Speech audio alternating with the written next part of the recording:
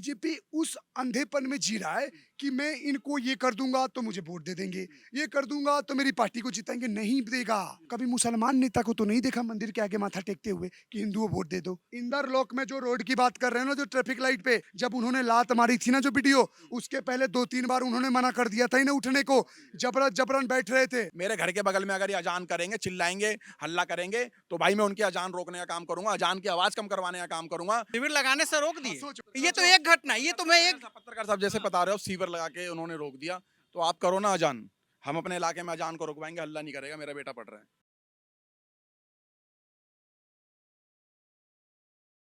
10 साल से देश में बीजेपी की सरकार है।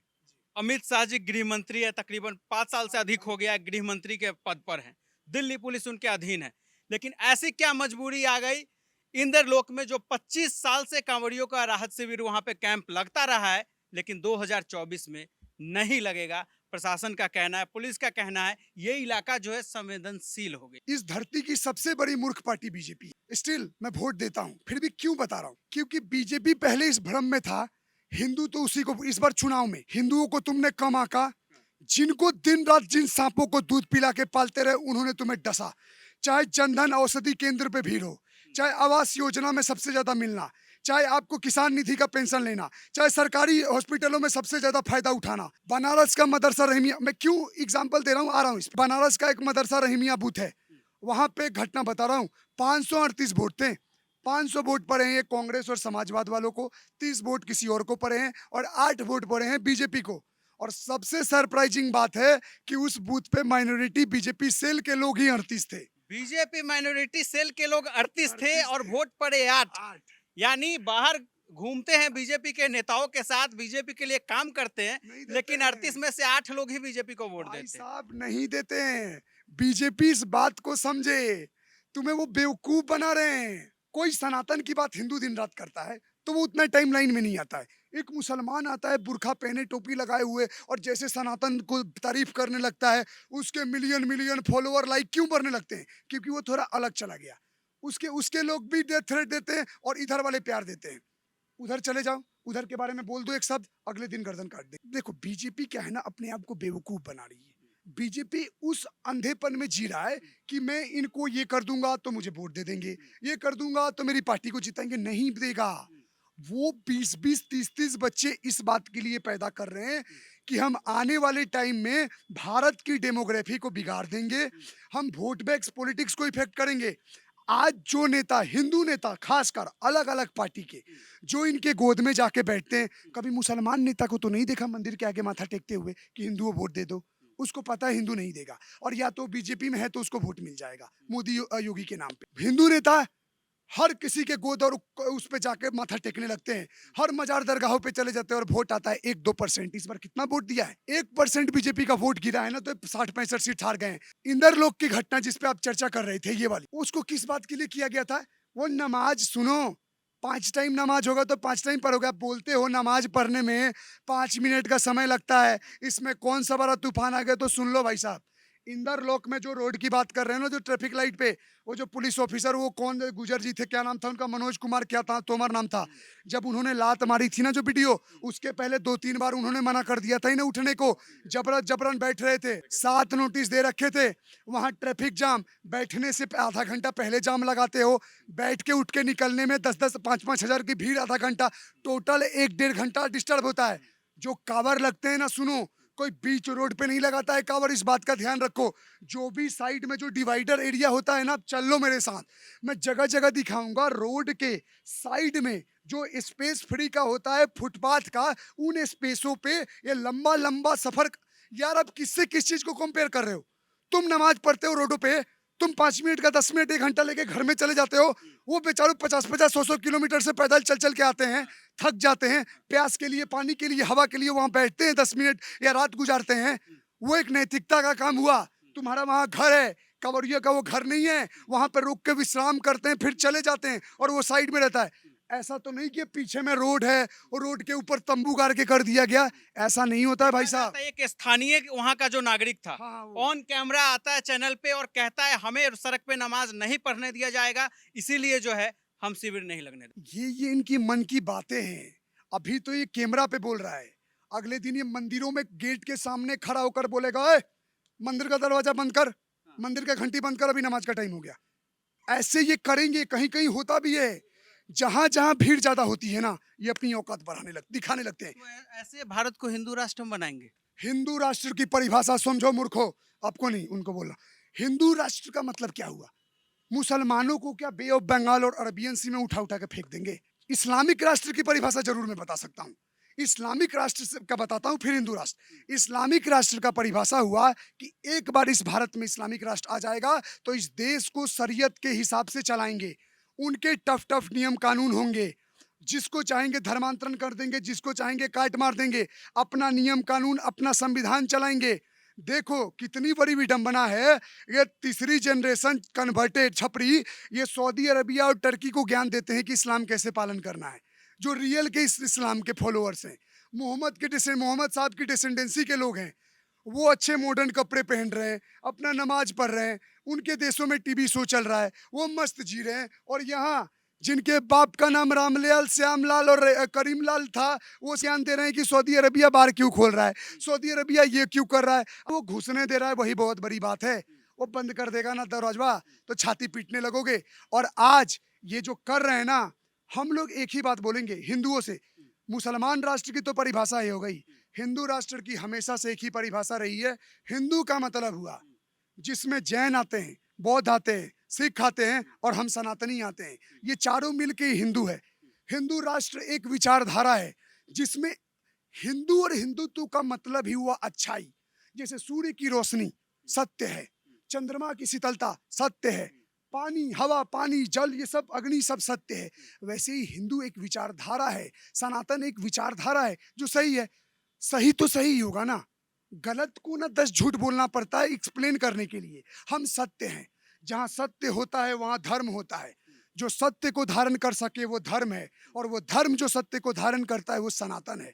सनातन ही वो विचारधारा है जो आपको छूट देता है कि आपके साथ कुछ दुख हो जाता है तो आप देवी देवताओं को भी कोस देते हो। उनकी किताब में तो ऐसा नहीं है। सनातन के पालन करने वाले ही हम वो मूर्ख लोग हैं जिन्होंने सूर्य ने थोड़ा रोशनी क्या दे दिया और जीवन क्या दिया, हम सूर्य को पूजने लगे। जल ने जीवन क्या दे दिया, जल को पूजने लगे। हवा ने सांस क्या दे दिया, हवा को पूजने लग गए, है ना। पेड़ ने फल क्या दे दिया, पेड़ को पूजने लगे। धरती ने खाना क्या दे दिया, धरती को माँ मान के पूजने लगे। गाय ने ममता भरी थोड़ी दूध क्या पिला दी, हम वो मूर्ख लोग हैं जो गाय को माँ मान के पूजते हैं।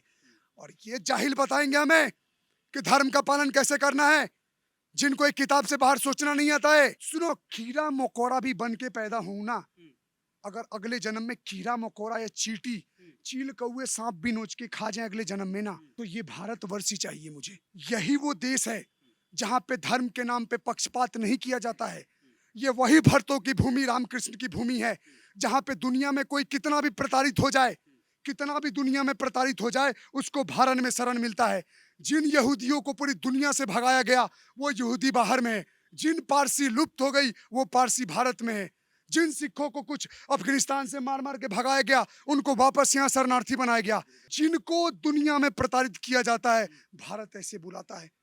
और एक यहीं पे पनपी हुई प्रजाति जिसने धर्म के आधार पे दो द्वेष मांग लिया, उसके कुछ 2-3% बचे हुए लोग आज 25-30% होकर मेजोरिटी के छाती पे खुद को माइनॉरिटी बोल के तांडव करते हैं और बोलते हैं कि 2047 तक तेरे देश को हम छीन के इस्लामिक राष्ट्र बना देंगे, तेरा सर्वनाश कर देंगे।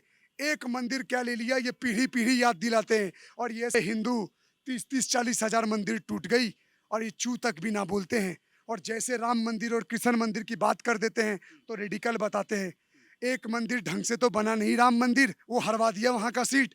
क्या कृष्ण और महादेव का मंदिर बनाएंगे? कि तुम लोग जिस दुनिया में जी रहे हो ना, वो दुनिया सबसे बड़ा झूठ है। एसी के कमरों में सो, लेकिन धर्म और राष्ट्र और अपने परिवार के लिए लड़के आओ। मैं मना नहीं करता हिंदुओं से, तुम क्या खाओ, क्या पहनो, कहाँ जाओ, किस कंडीशन में रहते हो, लेकिन जब तुम्हारे धर्म पे बात आ जाए, माटी पे बात आ जाए, लड़ो भाई लड़ो। लड़ोगे ही नहीं तो क्या बोलोगे बच्चों को, क्या बोलोगे? मैं 2050-60 में जब मेरे बच्चे पूछेंगे पापा आप तो डॉक्टर थे, ये जिहादी जब आतंक मचा रहे थे तो क्या कर रहे थे, तब मैं उनको अपने वीडियो और अपनी कहानी बताऊंगा। चूड़ी नहीं पहना था, तेरा बाप लड़ रहा था, मरूंगा चैन से मरूंगा। वो क्या बोलेंगे जो अभी वाले हैं?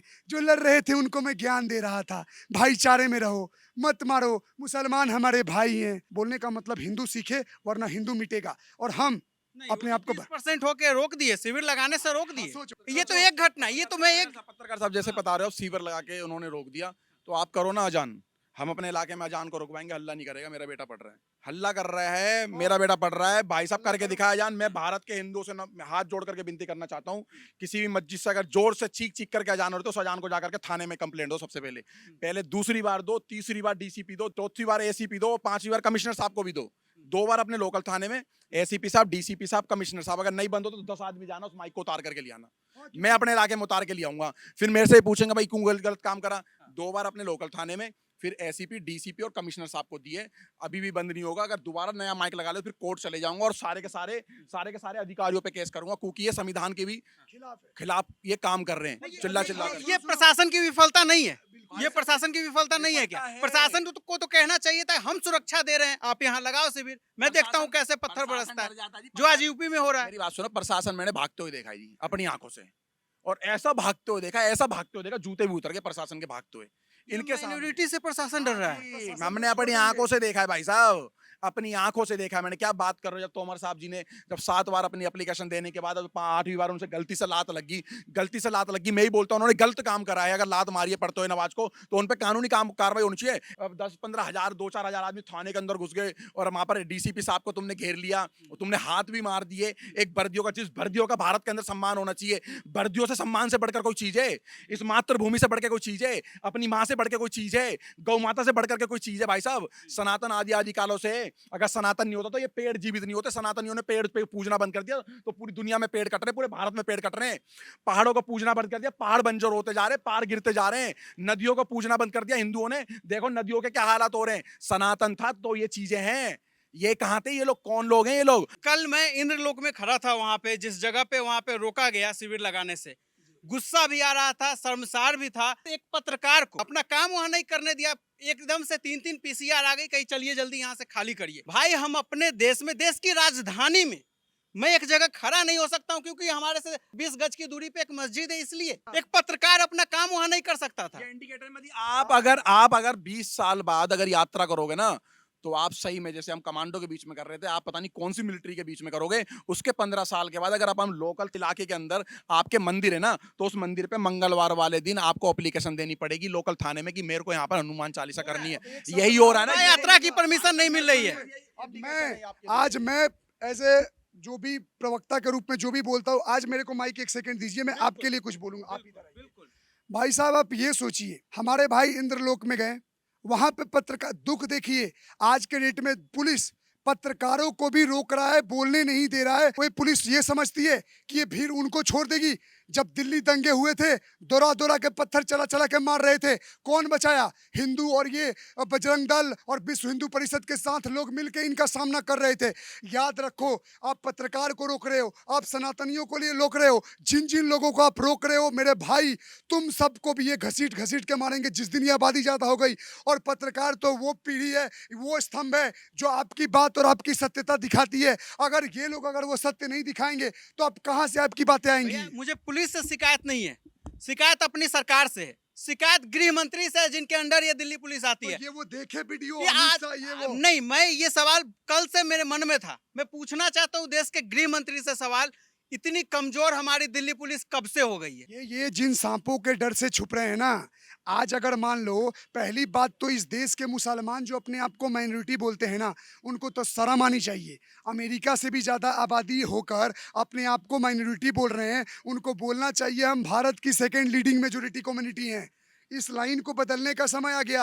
एक बात बताओ, अगर ये माइनॉरिटी है तो फिर जैन कौन हो गए, सिख कौन हो गए, पारसी कौन हो गए, यहूदी कौन हो गए? अरे इनको शर्म आना चाहिए मेजोरिटी बोलने में। और आज अगर 2024 में प्रशासन इन लोगों के समर्थन में अगर उनको सहयोग करते हुए मेजोरिटी कम्युनिटी को दबा रहा है, तो यकीन मानिए पत्रकार महोदय, ये लोग कर्म है लौटेगा वापस इन्हीं पुलिस वालों को दौरा दौरा कि यही लोग पीटेंगे। और फिर वो भी कहीं कमरों में अफसोस करेंगे कि जिन लोगों को हम 2024-25 में रोकते थे, वही लोग आज हमारे साथ खड़े हैं, और जिनके लिए हमने रोका वही जिहादी हमारे सबसे बड़े दुश्मन हैं।